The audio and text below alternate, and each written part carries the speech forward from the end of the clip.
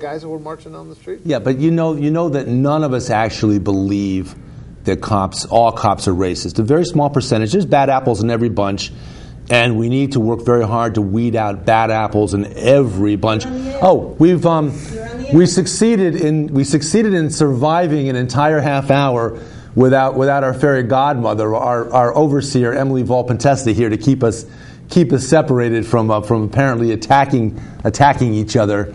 But we managed it. We're back. Emily, we'll have you back next week. We're here continuing our discussion from last night. We were talking about, amongst other things, Hillary Clinton. Let's leave that be because whether or not she's the candidate, she's not my candidate. If she ends up being the candidate, I think she'll be a better candidate than any of the Republicans that have come forth so far. Unless the Republicans can get a guy by the name of Jim Webb, who's a Democrat, to run as a Republican. Because Jim Webb from Virginia, former Secretary of the Navy, Vietnam veteran, very progressive man, would be a great president. And alas and alack, I would take him over Hillary Clinton, although I would love to have a woman president. Elizabeth Warren, are you listening? She would be a great president also, I think. But again, back to the discussion about the discussion we got into later on in last night's show about Charleston, South Carolina, about the horror of it. And one of the things that came out of this that I found offensive, and I don't know whether you were offended by it or not, was that in the South Carolina Capitol in Charleston, after this happened, the American flag was at half-staff, as I would imagine it should be. The flag of Charleston, South Carolina, which has the palm tree on it, was at half-staff. Now, the other flag, which is flown at a different spot on the lawn of the Capitol, because it was moved there, thankfully, away from the present-day South Carolina, an American state, with the American flag and the flag of South Carolina. The stars and bars, which is displayed elsewhere on the lawn, was not moved to half-staff. It was kept at full staff. Governor Nikki Haley, who I think is a pretty good governor, she declined the suggestion that that flag be taken to half-staff, relying on the fact that it's not her job, it's not her decision, it's the legislature's decision what happens with the stars and bars. If I were governor of South Carolina, I would have been out there myself taking that flag down to half-staff, and to hell with anybody that disagreed with me doing that or did whatever they needed to do to criticize me about it. Your thoughts? Well, Nikki Haley that you reference, I think she's just calling for the removal of the Confederate flag. Is she? That's good. Her and Lindsey Graham, just within the last few hours, if I'm reading off of Google News that accurately, they are. So, yeah, kudos to them then. If that's the case. Obviously, yeah, I think that the stars and bars should have been in half-staff. I mean, what happened in Charleston is just, it's completely, utterly heartbreaking to imagine as a Christian. I've been in many churches on Wednesday evenings at a Bible study where you're reflecting on, you just happen to have a Bible here, which is a good thing, where you're reflecting on Gideon's Bible. Thank you, hotel in Las Vegas. And by the way, knowing Gideon's, they would like nothing more than for you, if there's a Bible in your hotel room or wherever you find it, to take it home and study it. And actually, in the Bible, they have questions where to look if you're grieving, where do you look if you've experienced loss, what do you look for in if sickness in the family, things like that. And there's very good references in the Bible. Shout out to the Gideons. Yeah, good job, Gideons. But the idea, is, it's just, I really had the same emotional bank that was hit when I heard about Charleston, that was tapped when I heard about Newtown. The same sense of loss of totally innocent life, just totally innocent life. And when I saw the picture of this whacked out racist, kid, I had the same reaction I had when I saw the whacked out homicidal guy that did the thing in Newtown. And it just is, it just breaks my heart. It just breaks my heart. And you know, we can talk about the stars and bars. We can talk about gun control. We can talk about all these things. And there's disagreements on either side. But my overwhelming sense, and now as I see the funerals going through, is just a real sense of grief and heartbreak. You know, the Orthodox Jews had this saying, and it's called sitting Shiva. Mm-hmm. And it's basically when you have a relative that has died, you just go and you sit with them. Mm-hmm. And you don't try to explain, and you don't try to argue, and you don't try to make sense of it. You just sit with them. And that is kind of the grieving aspect of my heart when I see these precious church members. They're just dealing with the loss. There was one picture that just broke my heart more than any of them all, was this young man. He looked to be about maybe 14, 15, 16, mm-hmm. and he had his arm draped over his mom. And it turns out the mother was a track coach at that school, and you could just sense there's a certain love and affection that's so pure between a mom and her son. And that was reflected in that picture. I cried. I cried about both tragedies, and I know you did too. Yeah, and when I saw that picture of that mother, and just know that her life was just snapped out just like that, and it's just it just breaks my heart. It breaks my heart.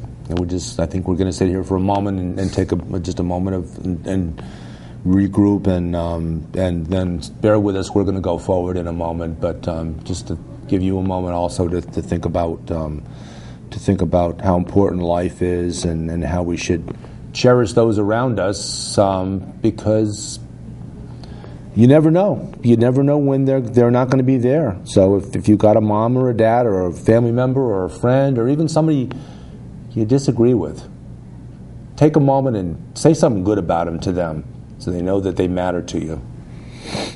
And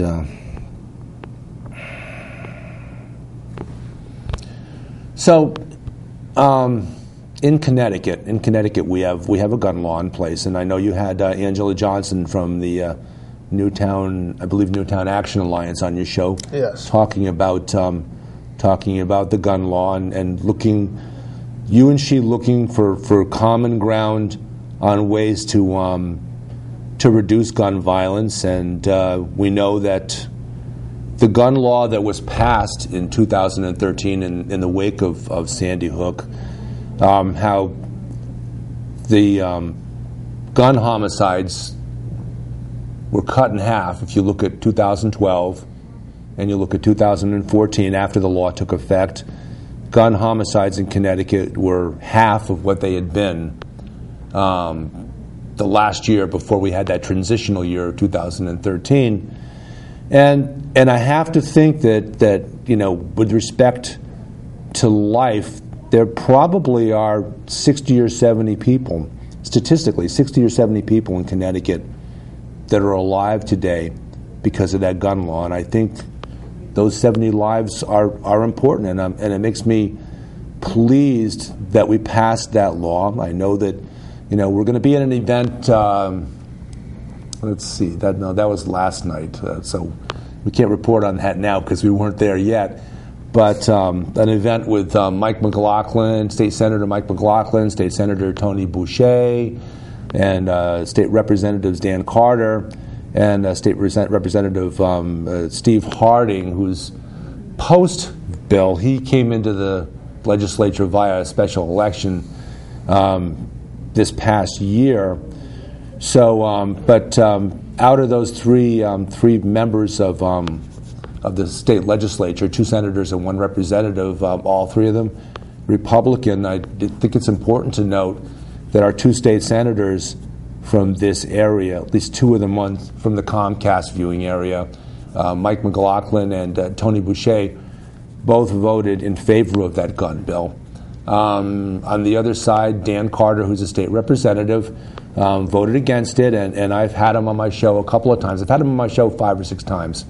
And one time we specifically spoke about the gun law, which he voted against, and he explained to the audience his rationale for voting against it. We'll have him back on soon talking about it in retrospect, now that we know that we've seen some very tangible results from the bill, but South Carolina, and these things happen. Well, just a point on that. I mean, I'm not completely sure that gun violence has been cut in half since you had an assault weapon. Gun homicides in Connecticut. Okay, well, 2012, 135. 2014, 60-something. That's half.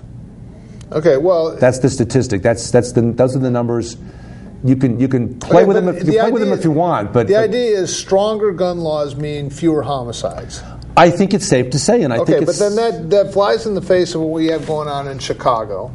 It flies in the face of what we have in all these different gun-related shootings that we have. More often than not, these mass shootings happen in places that are, by design, gun-free zones. For example, I was kind of in the middle. Yeah, go ahead. But I'll just take a second. But gun-free zones, ironically enough, military bases. Yeah. We saw the Navy shooter. We saw Fort Yep. Hood. Yep. These are areas that are designed to be gun-free zones. Yep. We have theaters. Now we have a church. These are all soft targets. In other countries where they have very stringent gun laws, we saw the shootings that unfolded in Paris. We saw the shootings that unfolded in Norway, where 70 students were gunned down. Same thing with a school shooting in Scotland many years ago. So I think if we all just would agree to have more stringent gun laws, we wouldn't have these horrific shootings, I think is not an argument that I'm willing to sign off on. Can I make 2 points about Chicago? Because Chicago is a very good example that you've cited on a number of occasions. Point well taken. But first of all, Chicago is a city when you have a closer proximity of a lot of people in a city, so you're going to have more anger, more pent-up frustration, consequently more violence in a city than you are in the countryside. But more importantly, we have people buying guns at gun shows where there are no restrictions on how many guns they can buy. These are the guns that are finding their way into our cities. These are the guns that people buy 100 guns at a time, and nobody asks any questions of the purchaser. What their plans are. Connecticut has the most stringent gun laws anywhere in the country. So if you're in favor of gun laws, you've got it here in Connecticut. Let me finish up, because this is a national issue, because we have states' rights versus states' responsibility versus federal responsibility, and I think a lot of disagreements between people that are Democrats and people that are Republicans evolve out of this states' rights versus federal response, states' responsibility and federal responsibility, which trumps which, and we know that federal responsibility always trumps state responsibility. Well, I wouldn't call it federal responsibility. I would call it the United States Constitution. But here's the thing. We have the opportunity for people to go to gun shows and without passing a test of any kind, without showing much in the way of identification, buying 100 guns and then driving them a few hundred miles, maybe from Pennsylvania where they have a lot of gun shows, driving them 100 miles or 200, 300, 400 miles to Chicago, sell those guns to kids, gangs, if you will. And the only reason they've got those guns to sell is because they've had this loophole that allows them to buy large quantities of heavy-duty weaponry, bring them into cities, sell them to impressionable kids who are members of gangs, and then kids die. Okay. If that loophole were closed. If that loophole were closed. What you're talking about, I am against. Well, the NRA used to be against it too. Well, I'm not a member of the NRA either way. Yeah. But I am against having large quantities of guns bought with no background check in Pennsylvania and selling them to gang members up and down the East Coast in urban settings. I guess that's common ground. Yeah, this is how this. But I would dare say that more stringent gun laws are not necessarily the answer. And as a matter of fact, it's a more nuanced discussion than just heavier gun laws will result in less gun violence. How about specific laws and specific loopholes being closed? One last point. Yeah. The anti-gun, anti-Second Amendment lobby, the more they press for more intense gun laws the spike you see in gun purchases. It's actually, the more it's talked about, what they had, the assault rifle that they were trying to outlaw in Connecticut, and I think they successfully did with the large magazines. Prior to that, there was a spike in sales of these assault rifles. So you have the exact opposite effect when you're trying to... It's capitalism at its best. I don't think it's capitalism. I mean, if your idea is... You better hurry up and buy them now. If we just have fewer law-abiding citizens in the United States have less guns, we're going to have less gun violence. I would dare say I've given you 5 examples of where that doesn't hold true. Okay. It's more than that, and certainly what happened, in Charleston. I don't think. I mean, there was a handgun. No one's talking about outlawing handguns. I just saw in the news that there was some guy in Austria that ran down people with his car. Because he had a homicidal idea in his mind. They wanted to run down people in his car. The last 70 school shootings, 70 out of 70, have been from kids that were involved with some kind of drug, some kind of like Ritalin or psychiatric drugs that they were on.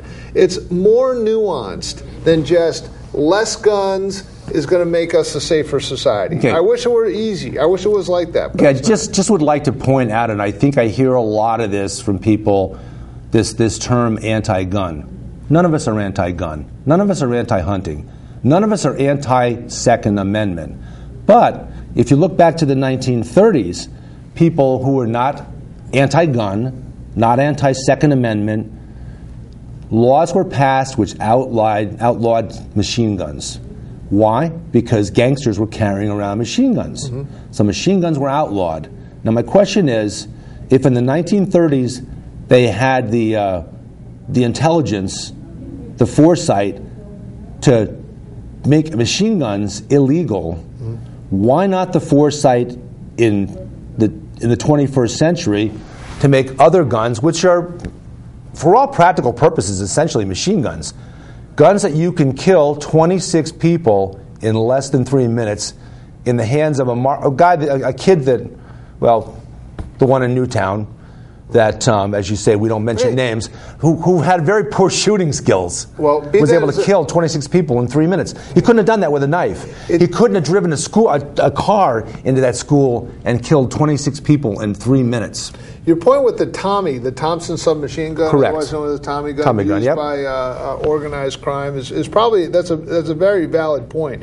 When you're getting to Newtown and some of these other things, there's a whole school of thought on school security and what's the best way to secure it. And it's interesting in that case that the only way to stop a bad guy with a gun is a good guy with a gun. And I happen to know the police officer that was the first on site in Newtown. He pulled up when the shots were still being fired, and it was only then that horrific thing came to a close. You had mentioned that on a previous discussion. The idea, again, the idea, I think we're taking something that's inanimate. It's a gun. It's there on the table. It doesn't shoot itself. It takes a man, a human being, to come and pick it up. I just think it's a little bit simplistic. But your point with the Thompson submachine gun, but I think that's what we've done in Connecticut. We reduced the clips. We reduced this kind of weaponry and things like that. So let's hope for the best. If that creates a more positive thing, that's great. What I saw the last 2 weeks in Bridgeport doesn't seem to bear that out. Can you kill 26 people in 3 minutes with a knife? Can you kill them with a slingshot? No, you can't. But people kill people in all different ways. So the quality, the weaponry doesn't matter. You've won the argument. Thank you. You've won the argument, and now these different types of weapons. Is this where we hug? No, you don't necessarily hug. But I'm just saying the irony is that your argument doesn't necessarily have the outcome that you want, although you cite this being cut in half, which is great if it's actually the case, but be that as it may. But more often than not, the argument is if we just get rid of all these guns, we're going to be safer. It's actually opposite more often than not happens. Specifically in gun-free zones, that's where you see some of the worst mass shootings. And then that gets into the whole issue of, well, what is the best form of security? How do we secure our schools? How do we secure our churches now? Do we have to take another look at it in light of Charleston? What are we going to do? I would say there is no amount of security that can make any place safe. You just have to rely on the goodness of human nature. In the movie theater, in Colorado, that's pretty thin soup. In the movie theater, thank you. It's consommé today. In the movie theater in Colorado, if every adult in that movie theater had a gun in their possession, would there have been more people dead or less people dead? Less. Really? Without a doubt. Really? Without a doubt. They were sitting ducks. And it's interesting. In a darkened theater? Yeah, the guy had a Batman costume on. Was a whacked out guy anyways. But I think if there could have been return fire, first of all, here's the point. Okay. It's interesting that you bring up the Aurora theater shooter, because where he lived and where he went to the shooting, there were 3 other theaters. But all 3 of those did not have a metal detector going into the theater and wasn't a gun-free zone. He passed all those other theaters that weren't promoting how they're gun-free and went to the one that he knew there wouldn't be anyone that was going to, return fire. Again, it's the concept of the soft target.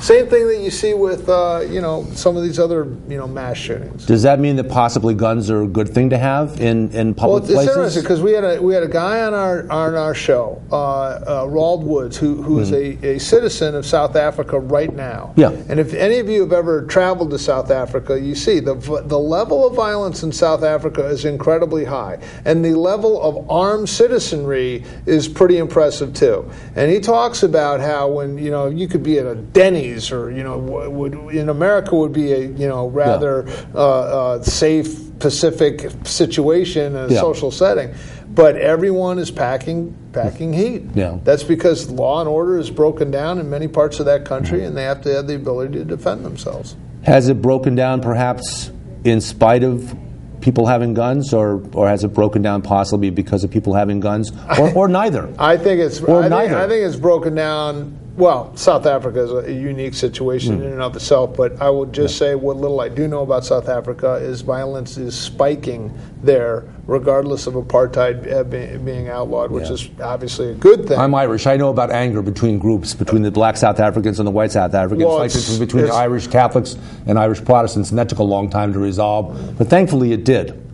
Look, partly due to your president, Bill Clinton, who I will give credit on that issue, although I won't give him credit on peace in Northern Ireland. He was there. It was he and George Mitchell that brokered that peace. Well, that's good. Actually, that is a good story. And my Irish brethren, thank you for that. And I after many years of my life not admitting to being Irish, I was finally able to admit to people that yes, I am in fact Irish, because my people are not at war with each other, not at war with themselves anymore, thankfully. I agree. And thank you everyone involved in that process, including George Mitchell and Bill Clinton. And it could have been George. Let's have a shot of Irish whiskey. All right, true that. True that. It could have been George Mitchell and Ronald Reagan, and I would still credit where credit is due. They helped out in a foreign country in a non-violent, non-overthrowing of the government kind of way, in a passive kind of a way. And Ireland has been pretty well off for about 20 years now. Yeah. But it does take a long time, and I think in South Africa, you're going to see it's going to take a couple of generations for blacks and whites generically. My only point to forget about your daddy killed my daddy, or your daddy killed my daddy. Well, you know what's happening now? It's black on black violence. It's indigenous.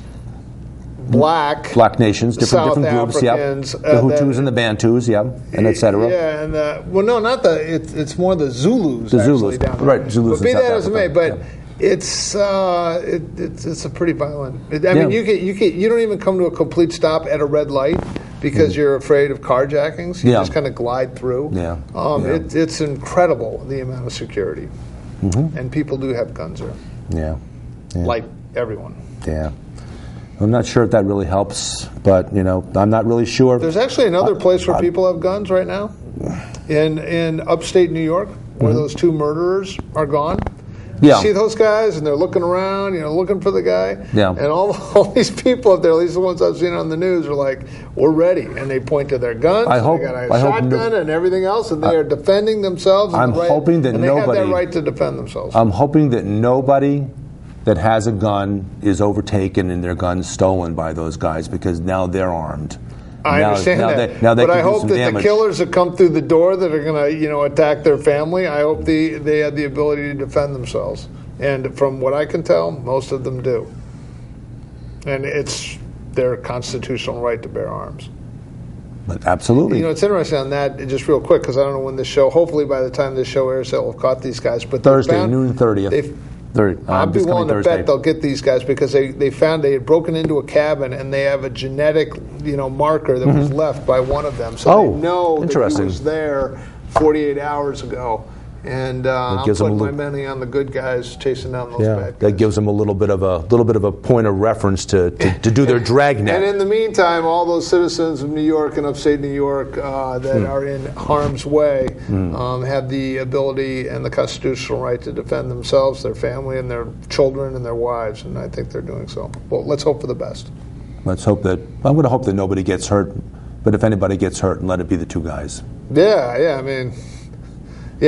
Yeah, it's quite a story. I'm just wanting it to come to a close. That's what I was so happy about. It is. And the news is probably, all the news stations are probably pulling their hair out at this point because they like things to be resolved in about 72 hours so they can move on to the next on the next crisis. Yeah, no, it was a pretty incredible escape. But yes.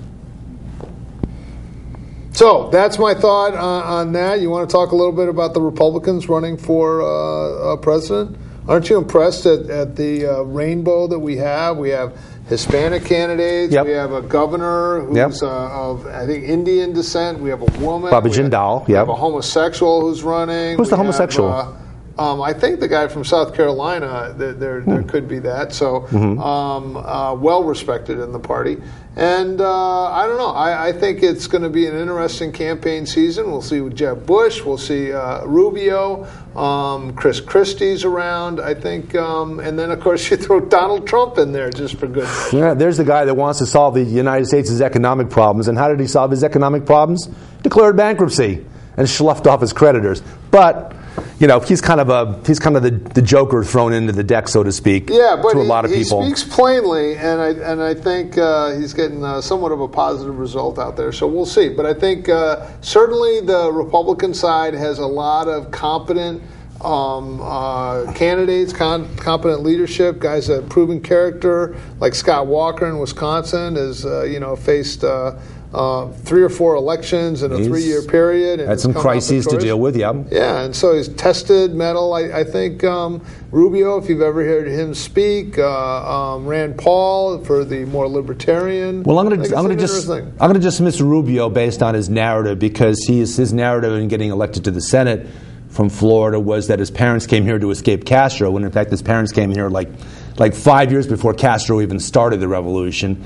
But I don't think that's true. Castro started the revolution back in the 60s. You can look that up and check it out. Okay. But liberals and progressives, at least on one very important issue, would choose Rand Paul first. Rand Paul being a libertarian, being very strict about protecting the Fourth Amendment. And there is other amendments to the Constitution that are under fire, a lot more than the Second Amendment. Gotta go, guys. Okay, gotta go, but Rand Paul protecting the Fourth Amendment, thank you. May not agree with you on much, but big time agreement on that one. Big time agreement. And with that, thank you. I like Rand Paul, at least on that one.